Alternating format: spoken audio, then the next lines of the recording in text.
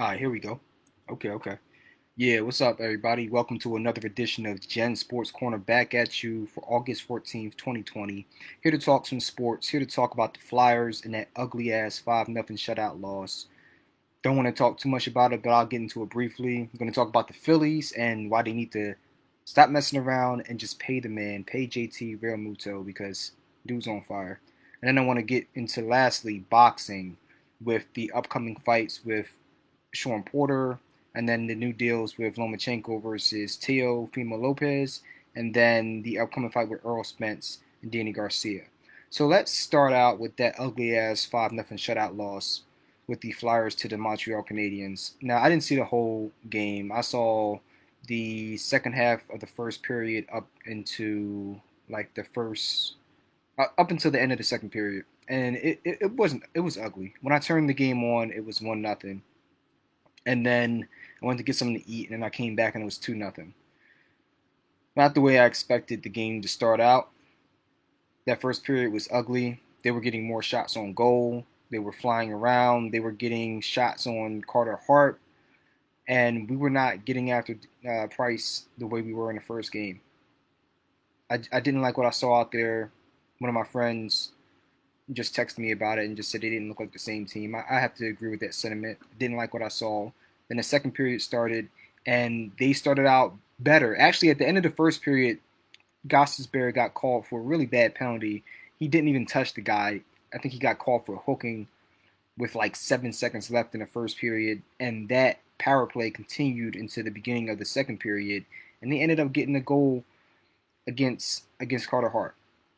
I can't remember the guy's name. He's one of the star scorers on our team, and that was his second goal of the game, and that came off of a power play that didn't need to be. But either way, they allowed too many shots on goal.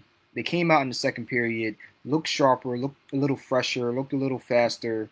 They got some shots on goal with the power play. They had a 5-on-3 opportunity, couldn't capitalize on that. Had another power play, couldn't capitalize on that, and that has been an issue going into this playoff series, because I think we were like 0 for 9 or 0 for 10 on the power play in the round robin games leading up to the first round of the actual playoffs.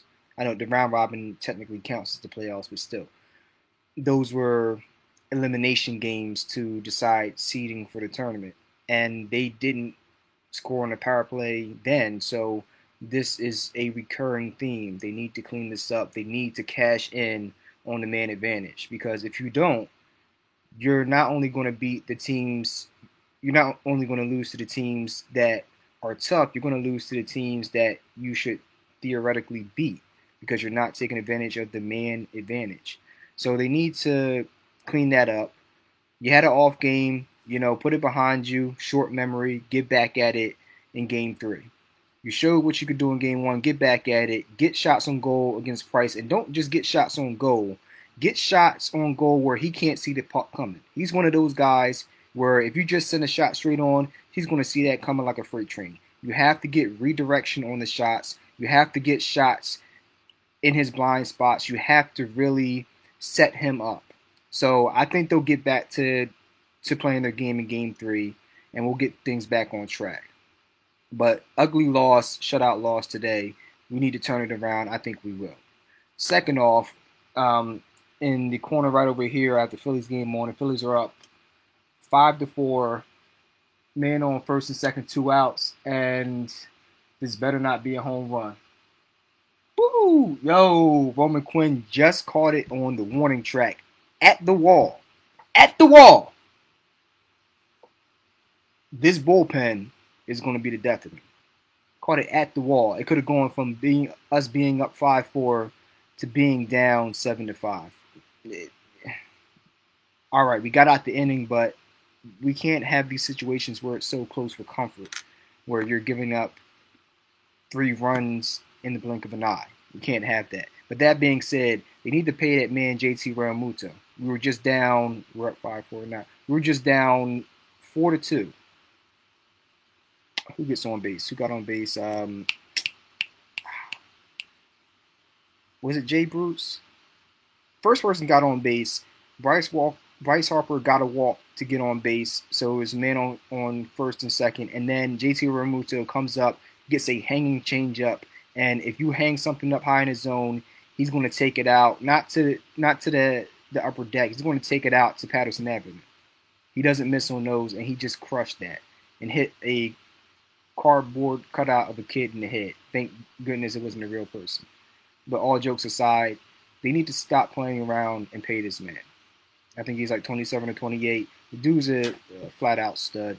You need to give him the money so you have him and Bryce Harper at the heart of your lineup. And the way Didi Gregorius is playing, if he keeps playing like this, that might be another guy you have to lock up into a deal at the end of the season. So, yeah, good. It's good they're up 5-4 right now. Hopefully this bullpen holds it together.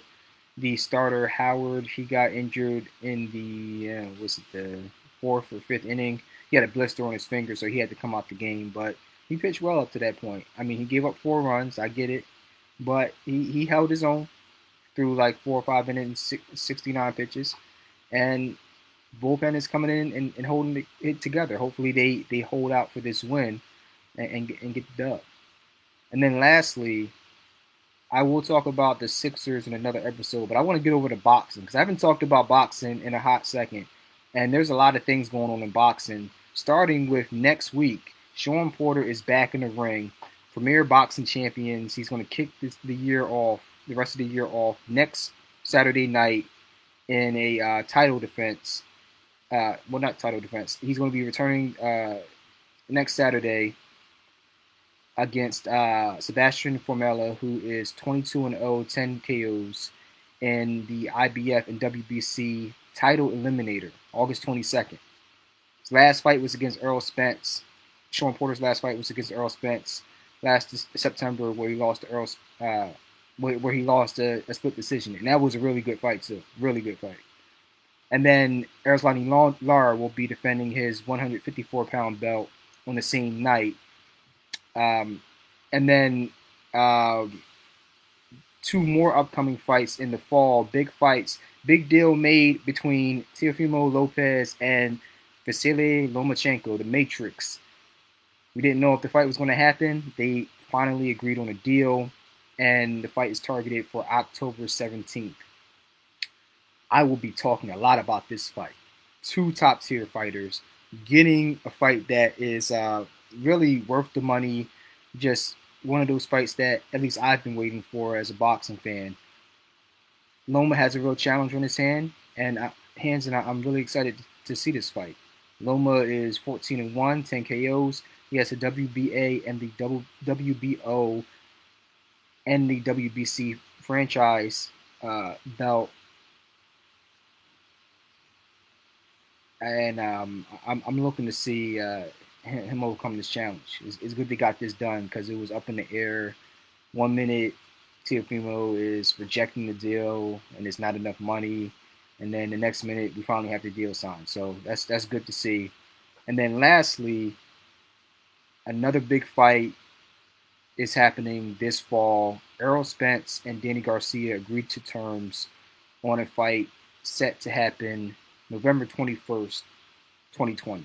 So boxing's getting back on track, not just with fights, but with big fights. So I'm happy to see that because the UFC was getting back on track, being the only combat sport to have fights on and be making some noise. So it's good that boxing is getting back on the ball and not just having fights, but having really good fights. Fights that people have been clamoring for. So I'm excited about the Spence and the Garcia fight and then the Lopez and the Loma fight. So I will be talking about that more and more as the weeks proceed, as we come into range of fight night for these fights.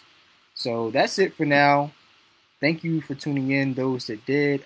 Like I said before, I will be talking more about the Sixers in my next podcast.